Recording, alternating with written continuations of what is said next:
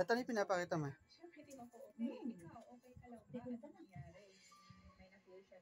Ba't patay na si, patay na? Ama?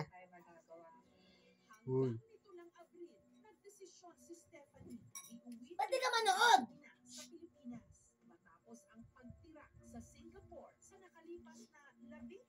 Yan, tinatanong. Ba't daw sakit, ma? Puta!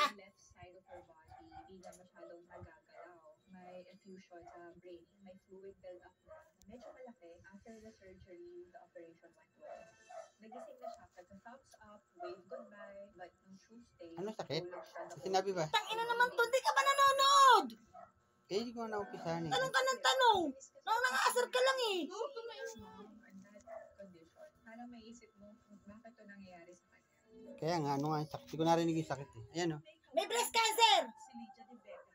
Ah,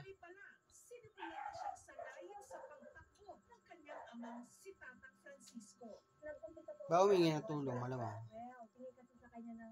Ay, ito siya. Ay, kala ko siya yun. Grabe mga dati pa yan, pinapakita lang. Tanga ka ba talaga? Hindi, very jolly. Pag nakausap mo nga siya, kung tumawag, alam mo, wala katapusan.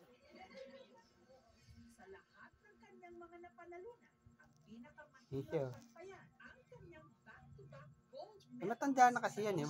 Mali mo, yun talaga sakit niya eh. Kung mamatay niya. O, ito naman, edad niya, 82.